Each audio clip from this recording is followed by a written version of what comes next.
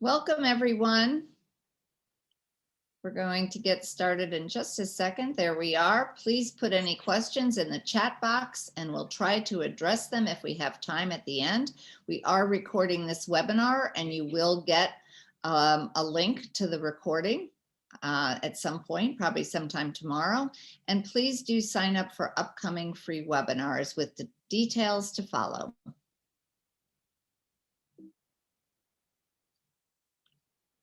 So today, the topic of our webinar, Vocabulary Knowledge to Practice, part of the Professional Learning Series. Before I introduce myself, I'd like Nancy Chappell-Eberhardt to say a few words about herself. Well, thank you, Margie, and thank you all for joining us this evening. I do have the pleasure and privilege of being the co-author on the Literacy How Professional Learning Series.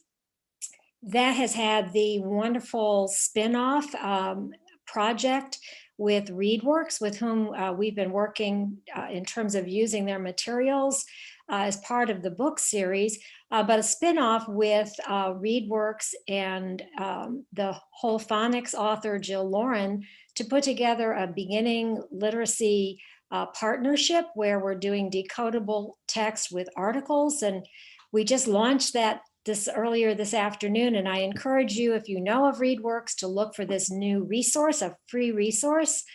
And just recently, I've had the opportunity to reboot or start to reboot a project with Sortagories, which is going to be a web-based app that does a lot of the things that Margie and I have been talking about. So we'll keep you posted as that develops. But it's been a real pleasure to be a part of this with Margie. Thanks, Margie.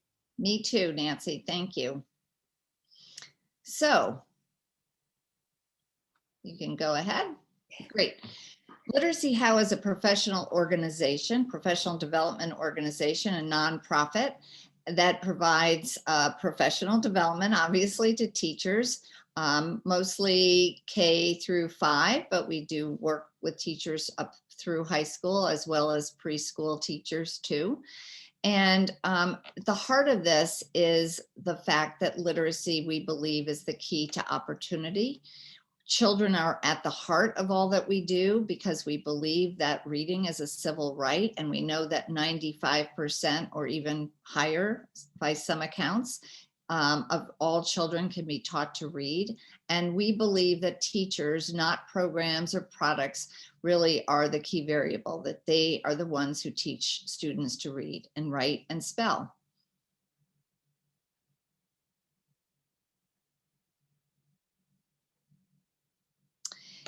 Today, we have 5 objectives. We want to really drive home the importance of teaching vocabulary because we believe vocabulary knowledge is essential for comprehension. The 5 ideas or the 5 objectives are to talk about 2 big ideas underpinning vocabulary instruction, to introduce a planning tool that you'll see will help you in doing purposeful and intentional vocabulary selection. We'll talk about principles of effective vocabulary instruction and the importance of analyzing the text that we put in front of our students, and doing what we call cognitive preparation so that children will be successful with that text. And then last but not least, we will take an in-depth look at some of our favorite Literacy How activities for vocabulary. Whoops, we forgot to change that slide. Should say vocabulary, not syntax. Whoops. Next. So this is a book in the series, the Professional Learning Series, and you'll see we're going to talk not only about vocabulary, but in that same section of the reading wheel, you'll see morphology. If you've tuned into our earlier webinars, you'll see that we usually will situate this work and this discussion with 2 different views of reading. One is the simple view that says that reading comprehension is the product of listening comprehension and decoding. The other important rubric, or not rubric, but framework that we often refer to is Hollis Scarborough's rope, which you see on the right-hand side of this slide, where language or listening comprehension is at the top of the rope and word recognition or decoding is at the bottom.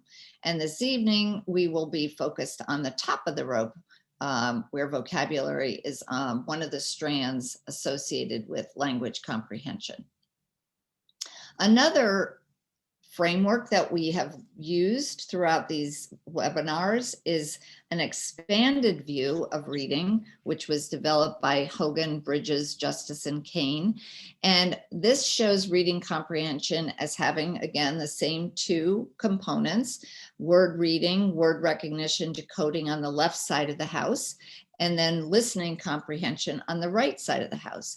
And then you see vocabulary at the bottom, just next to syntax, which is what we talked about the last time. Now you'll also see background knowledge here, and we're going to talk a little bit more about that again this evening. But before we do, in case you haven't seen this slide, this showing growth trajectories for language and reading skills, you'll see that we put a circle around vocabulary. You can also see reading comprehension and composing there. What you're looking at here are some growth trajectories. And on the far left side, you see articulation, and you see it has a very steep trajectory along with syntax and phonological awareness. On the x-axis, you see age in terms of years.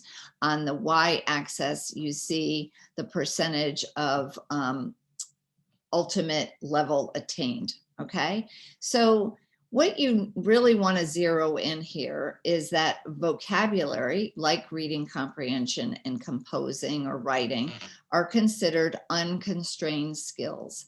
They are growth constructs. What does that mean? It means that we learn vocabulary throughout our lives and we never master the knowledge associated with this domain. And compare that to letter knowledge, for example. We have 26 letters, so that's a very constrained skill. We can reach mastery fairly quickly with that. What are the implications for that? Well, if you think about vocabulary as a lifetime skill, that's something that we're going to start working to develop kids' knowledge about vocabulary in school. And that's just going to create good habits for them to know that vocabulary will continue to grow as they grow and as they read and as they are exposed to more and more words. By the way, there are close to, well, by some estimates, anywhere from 600,000 words to 1 million words in English. Now you can compare that to roughly 60,000 words in French. Think about the implications of that for instruction, especially for our English learners or children who haven't been exposed to as many words. Again, lots of important implication for instruction here. The four processing system model for word recognition is a simplified model that illustrates how the brain reads and recognizes words. This is based on work by Mark Seidenberg and McClellan from 1989. So when we look at words, we first associate the sound of that word, what it sounds like, with the orthographic processor, what it looks like. And we have to associate those two systems in order to decode a word. Once that word is decoded, the process moves to the meaning processor. And this is where deep knowledge of vocabulary is really important. You see the arrow there with the vocabulary. This is especially important for a word like bat, and you're going to hear us reference this later, a word that has multiple meanings. And when we introduce you to our word selection tool, you'll see what we mean by that.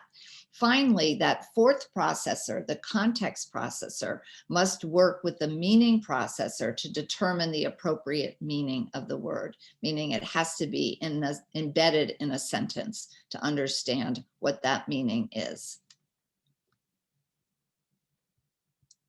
When we set out to do this work, whether it was for syntax or phonemic awareness, phonics, we always started with a conversation with what are the big ideas that we want teachers to understand associated with a particular domain.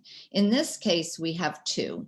So our first big idea is that vocabulary actually overlaps with morphology, syntax, and background knowledge, because vocabulary is much more than just knowing the meaning of a word. And we'll illustrate that. So because English is based on both sound and meaning, students benefit from instruction in what we call morphology, and you'll learn more about that as the webinar progresses.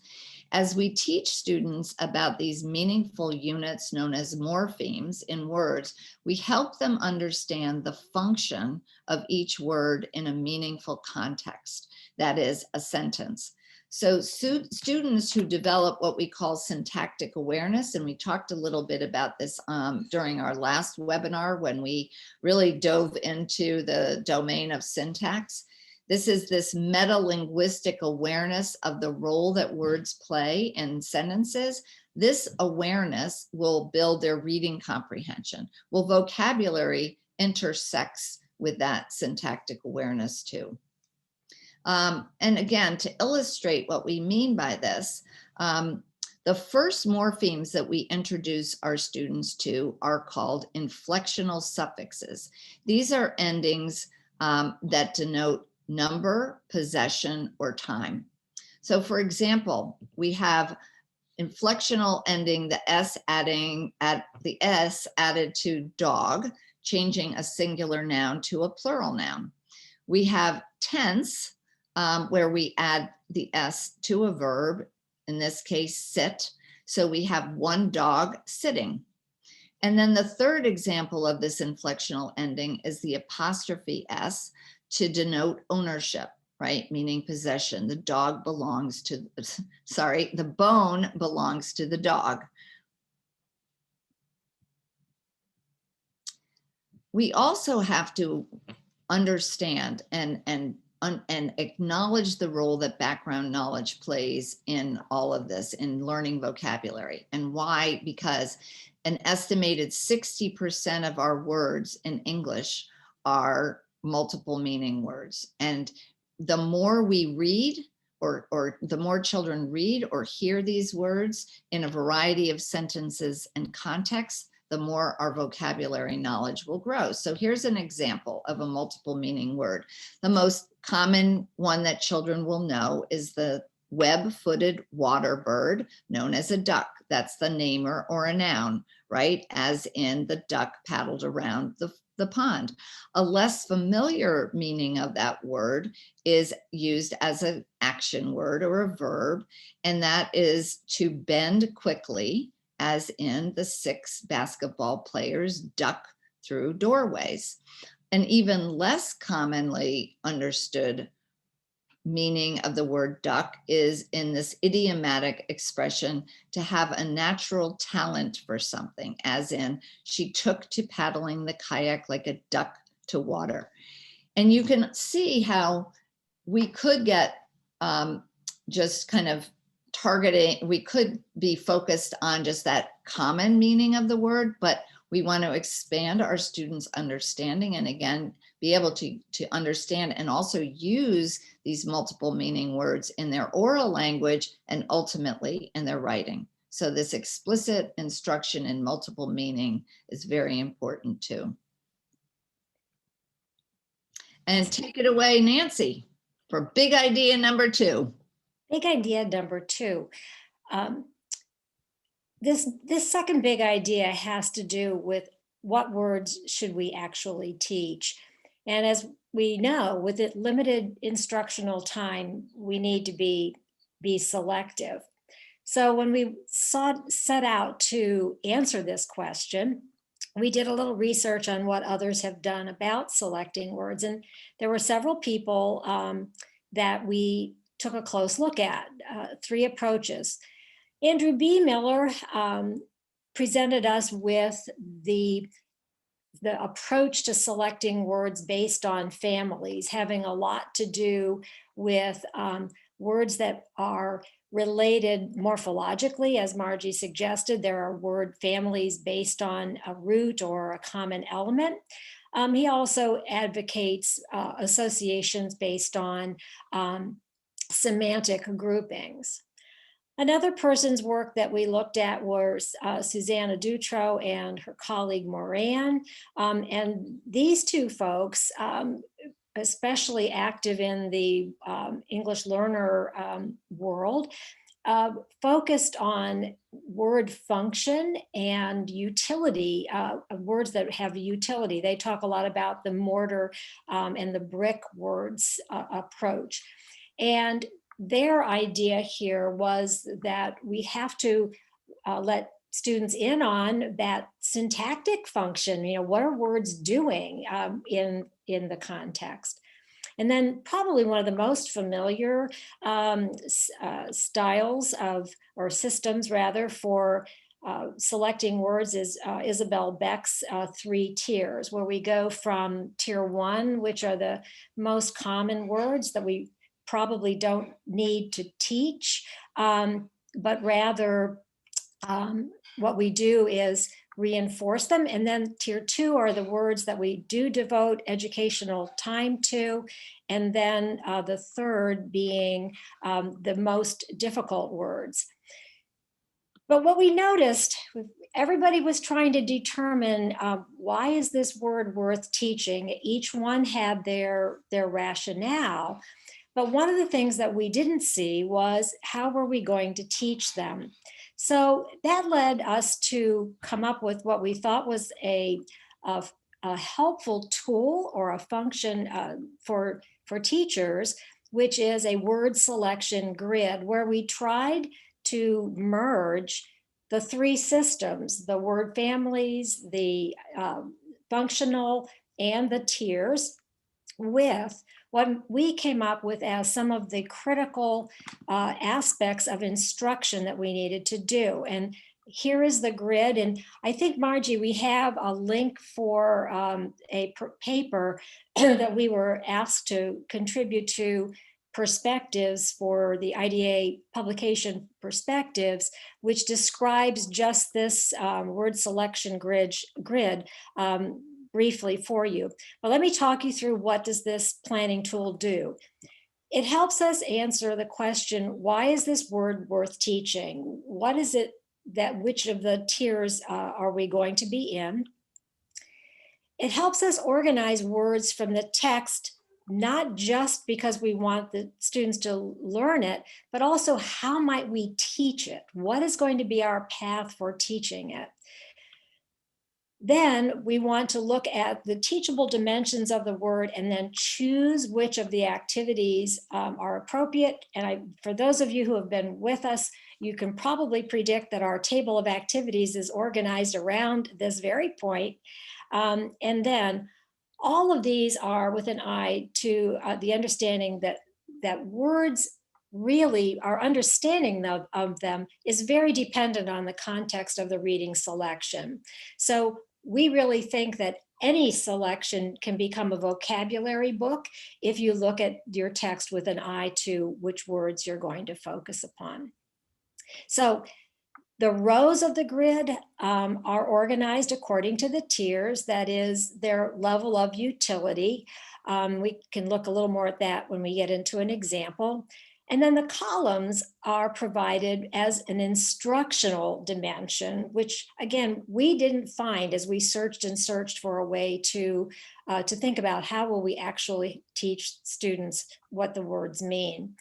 One column is focused on multiple meanings. As Margie said, we have a whole lot of them in English. A second column deals with the morphological elements, and the third on word networks, that is all those semantic links that we can help kids glue those words and associations together. And then the last column that we added to the grid was really thanks to the insightfulness of Dutro and Moran about what are those words that hold our language together. It's what we talked about in both our comprehension and syntax webinars, dealing with cohesion or cohesive ties. Those words on their own don't carry meaning, but it's what the job they do to relate other words that becomes so terribly important. So here is an example of the grid filled in. You'll see those rows are tier 1, 2, and 3, and then the columns being multiple meanings, morphological elements, and word networks, and then this academic or utility word column. But let's just look at what happens as we go from tier 1 to tier 2 under multiple meanings. Tier 1, the word that we're using to illustrate is bat. Probably would be considered by Isabel Beck a pretty simple word. We wouldn't spend a lot of instructional time on it, except we do have the capacity to help students understand that even simple words can have multiple meanings. The second, the word that we're using in the second tier, the word season, is a word that students need to know, and we need to be sure that they understand it's not just part of the year, but we also use the word for flavorings for food. And then tier 3, here's the word bat again, but we've moved it down to tier 3 because now we're going to talk about an idiomatic meaning, which is yet another meaning, a multiple meaning, but one that may not be nearly as in common use. The morphological elements, as Margie suggested, we start at the earliest, the easiest level are those inflectional endings, but we do use them a lot. So the students need to both attend to their presence when they hear a word or read a word or write a word. And we need to have them understand those functions of inflectional endings. In tier 2, we can branch out a little bit and add additional endings, not only the inflectional, but we can add them to those multiple meaning words. And then last but not least, we can get into words that are changed morphologically by adding prefixes and suffixes. And this is where we can really see an explosion in terms of those word families that Andrew B. Miller talks about.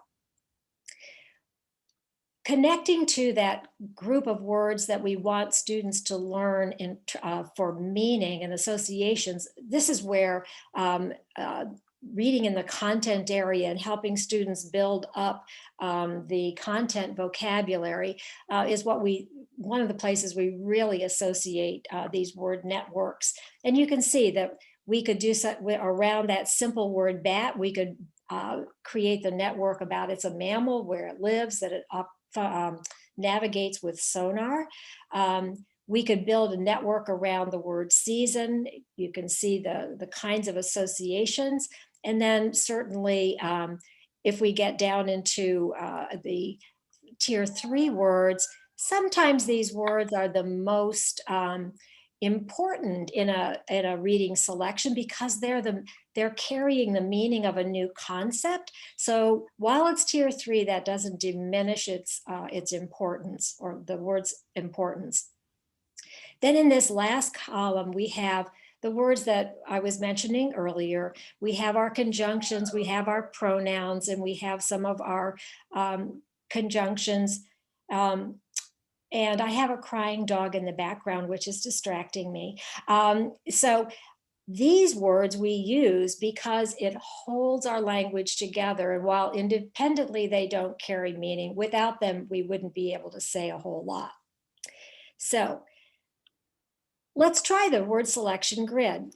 We have a little passage here. And what we'd like to ask you to take a moment to do is to read the passage and then see if you can identify a word that might fit into each of or be a good candidate to be taught as a multiple meaning word, where you might put it into a morphological focus, or a word that might fit into a network, and see if you can find any words that you think would be important for students to know as a utility word. And we'll give you a couple minutes. And then what we'd like to do is ask you to offer up some of your ideas in chat after you have a chance to read. So take a moment, please.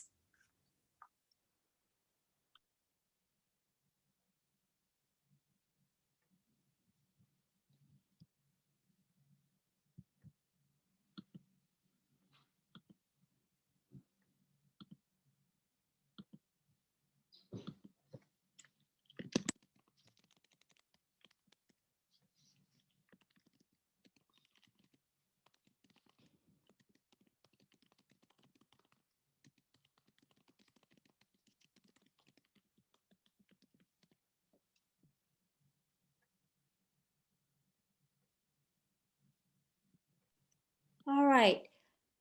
We could probably give you more time, but it's very quiet in the webinar world when you're waiting. Um, would anyone have an idea? And Margie, I can't see the chat, but maybe you can. I What can is the, see. Yeah, I can see. Actually, there's somebody put in seasons, spring, fall, may have more than one meaning. Seasons, fall, leaves, spring, spring. Awesome. Lots of people chiming in on spring. Mhm. Great. Any Multiple, other yeah, plant, plant? I was just going to say that's another possibility. Great. Why don't cool, we go oldest. Yeah, great. Thank you morphological? all. Pardon? I said thank you. Yeah, these are all great. How about morphological? I think I heard you say coldest. Coldest, yeah. Any others? Leaves, Mhm. Okay. And then word networks. Anyone have any thoughts as to what would go there?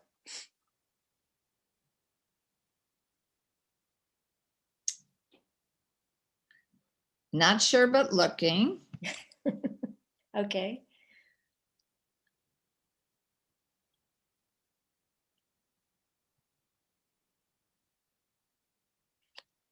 As a clue for this, Summer, sunshine, hot, autumn and fall, weather, seasons, great, awesome. absolutely perfect. And then in the academic vocabulary column, any ideas there? That last column, those mortar glue words. Mhm. No, next, great. Yeah. By, another, some, Okay. yeah, great. Perfect. Now, one of the things that we hope the grid helps you do is to think of all the words and what possibilities there are. So we don't get stuck in one type of category. Here are some possibilities that we offered up. And I think most of you certainly nailed it on the multiple meanings and the morphological and the word networks. We had in here as an example the pronoun there. So, all right. So let's talk a little bit about the principles of vocabulary. Margie, back to you. Thank you, Nancy. Yeah, so now that we've talked about this tool, this word selection grid, we want to just highlight some very important principles of effective vocabulary instruction. And the first one that is, I think, one of the most important is to use child-friendly definitions. So if you want to go to the next slide, Nancy. We're going to avoid conventional dictionaries, and we're going to show you why in just a moment, why they're not helpful. And for the most part, we definitely want to think about those definitions in the context of what they're actually reading. Explaining the meaning in everyday language is also a very important principle, using simple words. And the way that you can do that is think about starting your definition with one of these phrases. If you gape at something, when you're drowsy, you feel sleepy, if someone or if something is ghastly, it's very scary. Again, that helps with an explanation and giving a concrete example. And then the last aspect of child-friendly definitions is looking for an image that shows what that looks like. Now, I said I would show you some examples of dictionary definitions and then child-friendly definitions. If you look at barely, as in she barely gave Merlin a second glance, the definition in the dictionary is only, just, almost, not. Now, what could a child glean from that? Like zero, zilch. Compare that to barely looking is hardly looking at something, or hardly looking at all, or only just a little. You see some of the same words. Well, the whole thing about dictionary definitions is brevity. Why? Because it doesn't take up as much space. So you notice that dictionary definitions are so short. Often they use words that child wouldn't know, as in a calamitous event for the word disaster. Yes, the student-friendly or child-friendly definitions are definitely longer, but they certainly are more explanatory. So teachers have to master the art of providing these child-friendly definitions. I'm going to give you an example of some of these principles now and just illustrate what this might look like. So here we have the word determined, a child-friendly definition. If you're determined to do something, you've made a firm decision to do it, and you're not going to let anything stop you. What's the word, boys and girls? And the boys and girls say determined. And you're going to see this come shining through all throughout the illustration of this. What's the word, boys and girls? Determined. Let's look at a picture of determined. To try really hard to not give up. These children are playing tug of war, and they're just determined that they're going to win. Now you can see in this illustration, we have determined used as an adjective, and we can talk about determined athletes, musicians, etc. We also have a derivative, determination, used as a noun.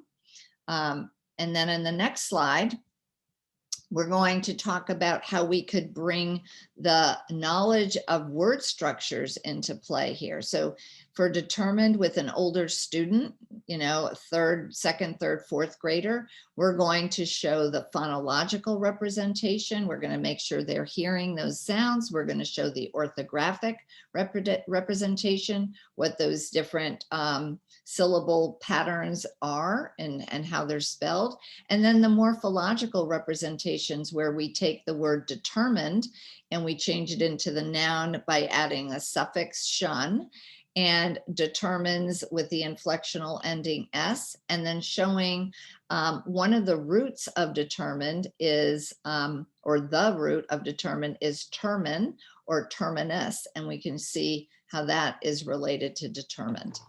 And then the last thing to illustrate what principles of effective instruction would look like would be to build a word network. And as Nancy said, this word network helps children associate the word with other words and then builds a deeper understanding. So we have determined, where I'm bound and determined to do something. And you see on the right side of the slide, I'm intent on something, I'm set on it, I'm serious. And then on the left side, I'm resolved, or I've decided to do something. Now you can see that this word can be tricky because we can use it as an adjective and as a verb. So we would want to make sure we have the children saying the word again. Say it again, boys and girls. Determined. And now we're going to use it in the context of a sentence. I said this was last. Actually, I lied. There's one more aspect to this, and that is repetition and use. So engaging in not just pronouncing the word and repeating the word, but also using it in different forms and contexts. So you can see it used as an adjective. I'm determined to learn to play the piano. And then as a noun, Maria showed a lot of determination when she couldn't learn to read. And then we would ask the children, can you tell me something or tell me about a time when you were determined to do something? And we're not going to let them say, oh, when I tried to play soccer. We're going to say, no, you have to use the word determined. Oh, I was determined to learn to play soccer because my best friend loves to play soccer. So there you go. And on that happy note, I'm going to turn it back to Nancy. Are you determined to get going with this, Nancy? I'm determined, but first I have to unmute.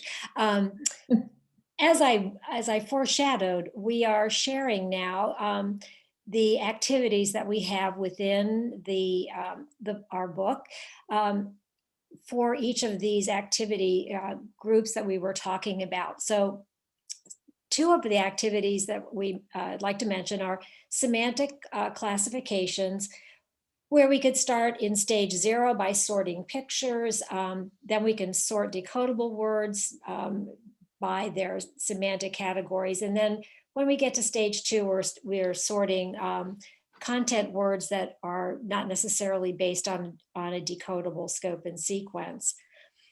The morphological classifications is where the main thing we're having the students pay attention to is something that has to do with the impact of a morphological marker of some kind. So again, with stage 0, before students are actually reading, and by the way, those of you who may not be with us, have been with us previously, our stages are based on Shaw's stages of reading development, and stage 0 is before students are familiar and are able to use the print themselves. But we can still start developing these concepts by using pictures. So we could have pictures of something like one book and another picture with several books, and they sort based on one versus more than one, and we begin to establish the language or oral language around that concept. And then when we get into decodable words in stage 1, we can then sort the words based on what morphological markers. We're going to see that in just a moment. And then obviously, or logically, and as we progress, when we get into less decodable language, less decodable as in rigidly decodable, we would then be able to sort even more words. So how might this activity work? In stage 1, we might have some words that they can decode that have blends, final blends, and we want them to sort the words according to whether they represent something happening now, meaning present, or that it already happened, meaning past. And just very quickly, we can just click forward and see that the students would sort this in this fashion, and then we can emphasize why and how these words belong together based on that morphological marker. As we've already mentioned, we think that stressing multiple meaning words is a hugely important use of our vocabulary instructional time. And so we're going to actually take a moment to watch a video or part of a video where a teacher is in a stage 1 situation, meaning we're using decodable text. The teacher is preparing the students to read that selection. Let's see. Can I make this get bigger?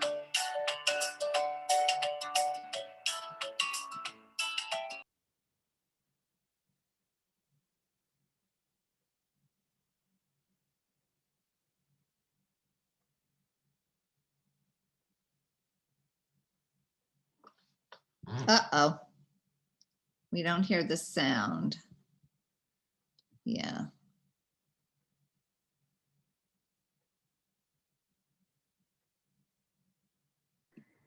Nancy needs to unmute. Okay. Yeah.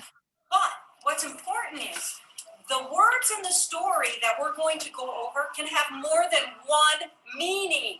So I'm going to start by talking to you about the word, ready?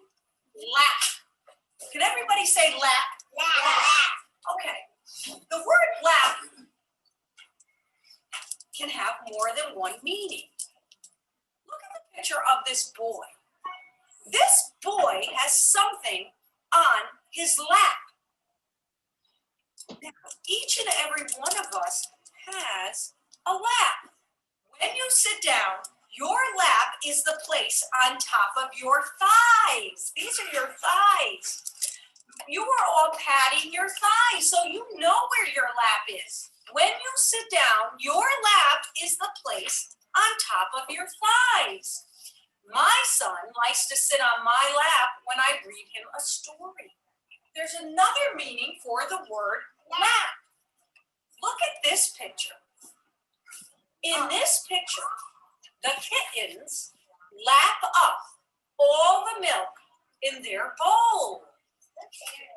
If you lap up something, you eat it happily. It doesn't mean lick. It means you eat it happily.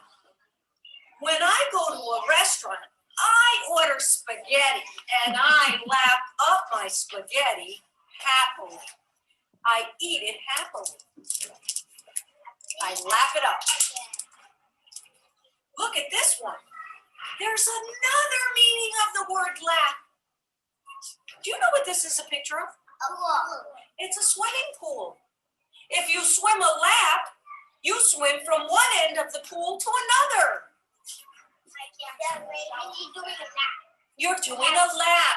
Exactly. So I have told you 3 different meanings of the word lap. Could somebody tell me a sentence using the meaning of the word this kind of lap? I put my little sister on my lap. What do you do with your little sister when she's on your lap? I feed her her water. Okay, so you should, can you say, I put my little sister on my lap and feed her a bottle? I put my little sister on my lap and I feed her her water. I love it. Next word that's going. Nancy, would you mind going back one slide? One of our participants asked to see this slide right before this. There you go. Actually, the one before the video, just quickly. There you go. Thank you. All right. Yes. Yep, good. Okay. What I wanted to just comment on with the video is how much time and how much language opportunity there that she took advantage of around that word lap and drawing on what the students already know or knew about that word. Then the last pair of activities that we have in the book are word dialogues, which we've illustrated in other sessions. So we thought we'd end in the vocabulary activities by talking about word learning strategies, which is how do the people who write text give us a clue about what words mean in the text itself. And one of the things we want to try to teach our students as early as possible is that sometimes there's information right there in the text. So there are 3 strategies that we work on in these early grades: meaning clues, which are words in the sentence that might say, here comes the meaning, which is sometimes we use whatever the word is means something, and we want students to become aware that those are clues. Then there are word clues in the text, which are basically text features, such as where the publisher will make a word bold or highlight it to draw our attention to key vocabulary. And then this is a place where picture clues is really, can be very helpful in learning words, not to circumvent learning to decode, but to help support vocabulary learning, where illustrations help with understanding or figuring out what the word means. So here is from ReadWorks, a short selection about or part of a selection on the solar system. And let's just look for those 3 strategies. First of all, in the sentence, 8 planets orbit or revolve around the sun, the word "or" is our meaning signal, and it's linking together the word orbit with its definition. Another example is the text feature of bold words, and in this case, these words are in bold because these are the parts of the solar system, and we want students to pay attention. And then, of course, we have a wonderful illustration showing the order of the planets in our solar system for them to see visually what they look like. And all of these elements are things that we can draw attention to. But one of the things that really drives home to us as teachers is if we have to preview that text and look for these opportunities for us to be able to then share that with our students. So there we have that. And then Margie, back to you.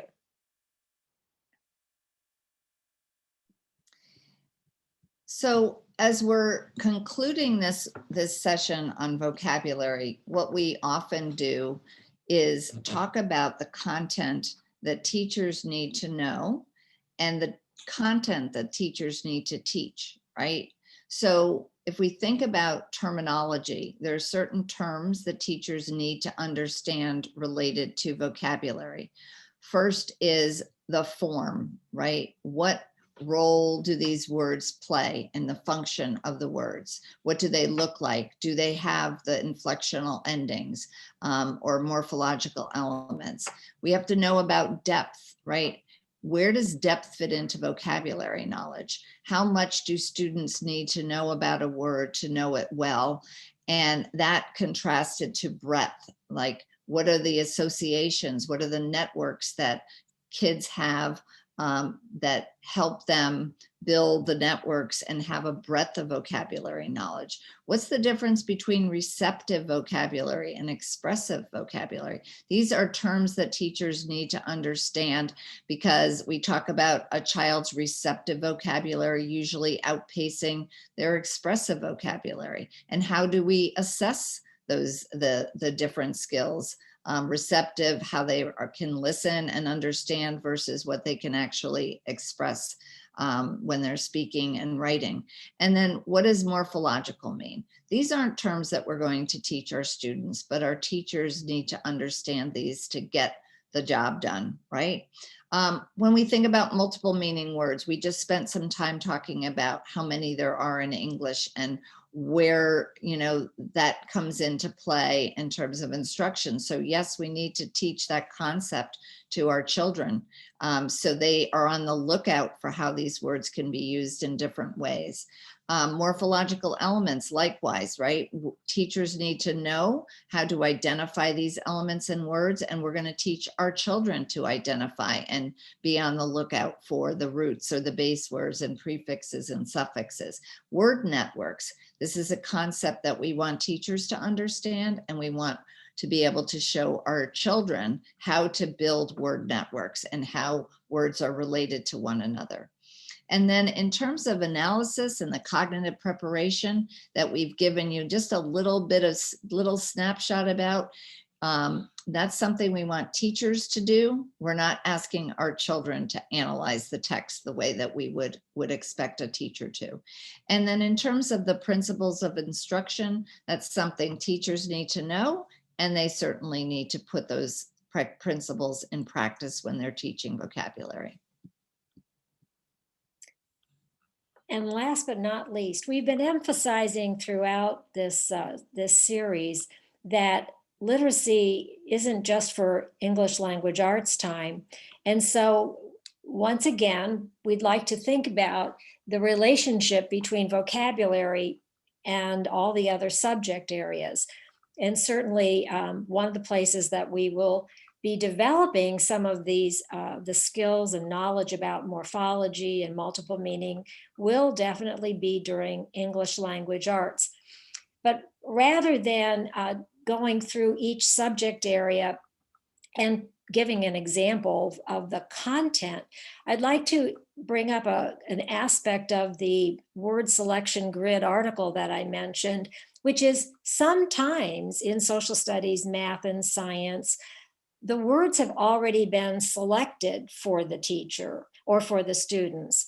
And so the question then is, what do we do with those words? And one of the things we'd like to suggest that if you have a social studies, math, or science article or book or something that they're reading that goes along, is if those words are bold or defined or otherwise highlighted, or even in a little box that you know these are the important words to know.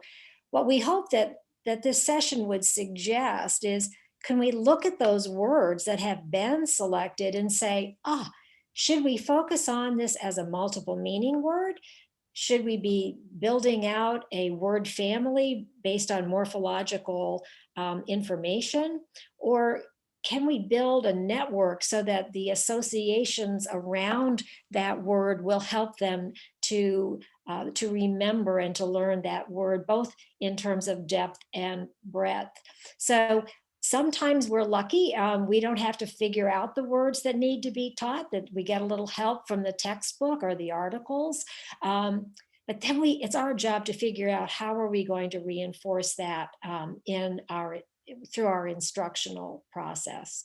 So, as you know, we love feedback. Perhaps you could share with us in chat something you've learned or heard this evening that you might apply in your practice. And while you're doing that, Margie, you want me to go on and you can talk a little bit? Sure. Just one thing, we did mention the word selection article that we published in Perspectives, and I actually tried to put it into the chat box, but it wouldn't let me do that. So perhaps we can try to send that to you when we send the recording. We'll do our best to do that. And I'm seeing people say word selection grid, word networks, very helpful information. Thank you for giving us that feedback. I also just want to, because this is our last webinar for the school year at least, and we hope to do more in the fall, I just want to let you know that we do some workshops. We'll do these workshops in the summer. Specifically, we have structured literacy for Tier 1 instruction. And this will be a course that's really geared for Gen Ed teachers. And you'll take one required course on oral language, and then you can choose from 5 elective courses, PA, phonics, vocabulary, syntax. So you can, if you feel like this is something you'd like to learn more about, you'll be able to dive more deeply into one of those content domains. And then we also are offering a structured literacy course. It's a 30-hour course for Tier 2, 3, and specialized instruction. They're 2-hour sessions, 3 mornings per week. So we know Zoom can be tiring. So we try to, make it so that it's digestible in smaller chunks, but you get in the 30-hour course. And you'll see more on our website about that in the next week or so.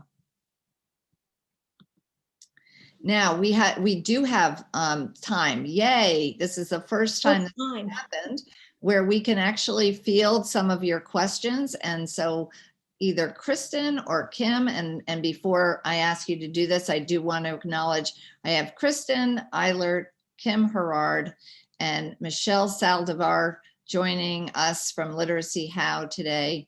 And anyone who wants to ask one of our the questions coming from our participants, we'd love to try to answer some of those in the time we have remaining. A rare occurrence. Thanks, ladies, so much. This was a great webinar tonight. One of the questions just came through asking for resources for multiple meaning words. And actually, a couple of people were asking the same thing. So that would be really helpful if you can give that to us. Do you have any resources?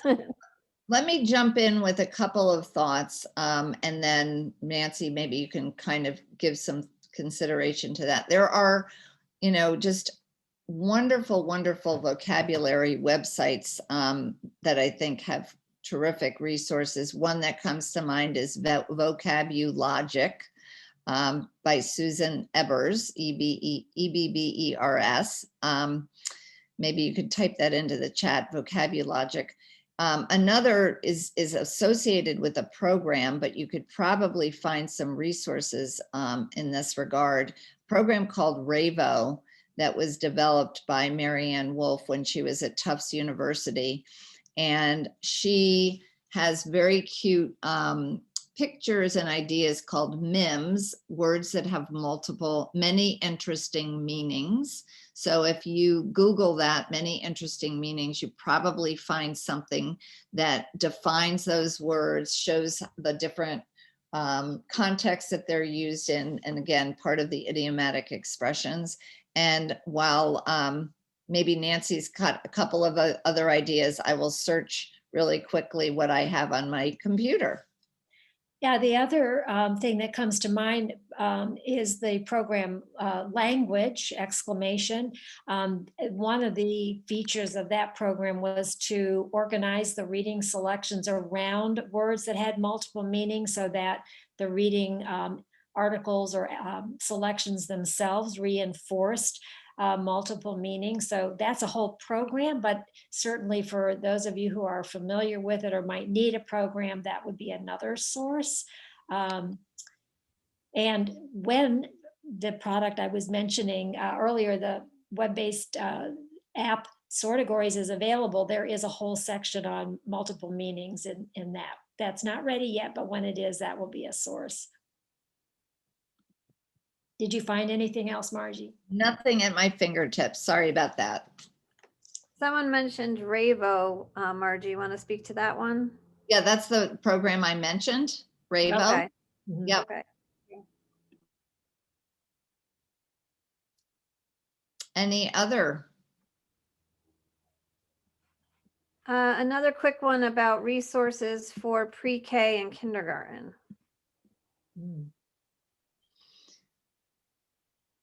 First of all, I will say this: vocabulary in kindergarten is extremely important because we know there's a gap. We hear about this major gap before children even enter kindergarten. So I highly encourage, you know, pre-K teachers to think about vocabulary instruction and set a high bar. I mean, 3, 4, 5-year-old children can actually learn these, you know, robust vocabulary words that are interesting. As long as they have the concept, they can learn them. I encourage you, for the teachers in the classroom, to post the definitions of the words, like at the adults level. This is something we do in one of the preschool programs I've worked in. So the teachers have the definitions of the word, but then they use those words in context, in, you know, in those with those child-friendly definitions. Especially in preschool, you want to immerse the children in build their background knowledge about interesting things, about animals, habitats, about the solar system, about all sorts of things about the world. And they should be learning those words like habitat and, you know, orbits and any of those words associated with those topics. So again, you're not going to have them look at those words, right? But you're going to have them listen to those words in context and make sure that the teachers are using those words throughout the day. And hearing Margie say that, I don't know if you included kindergarten in the question, but the ReadWorks Whole Phonics partnership that I was mentioning at the beginning, we've been doing a field test with a few teachers actually here in Connecticut with their kindergarten children. And you know, we weren't sure how that was going to go. That was who we hoped it would be appropriate for. But the children are loving the knowledge tree, where each branch is labeled, one for habitat, one for description, one for life cycle.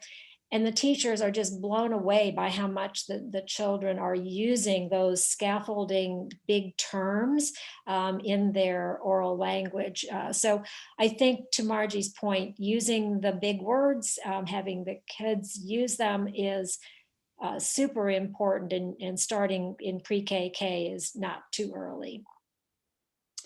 Yeah, thank you, Nancy. And then, you know, one more quick thing, as I looked at the chat, a question about resources for secondary teachers. And I am so glad you asked the question. There's a phenomenal resource called Word Generation. And if you go to the SERP website, SERP, Strategic Education Research Partnership at Harvard University, Catherine Snow and her colleague, Susan Donovan, I believe, in a research study, produced materials to teach vocabulary for middle school students, but they now have a complete curriculum that is completely open source. Everything is free, lesson plans, videos, phenomenal resource for middle school, high school. I think it actually goes to down to fourth grade. And it's actually a curriculum for teaching vocabulary, to Nancy's point, across the day. So the students hear the words, the select words for the week in their math class, in their science class, in their ELA class, and then they hear it in different contexts, and it's amazing the correlation and how they've generalized learning those vocabulary words to using them in their writing and also boosting their reading comprehension. So take a look at word generation. And the website is in your chat. And I think we're right at 8 o'clock, so perfect timing. Thank you all again for coming and joining us for this hour.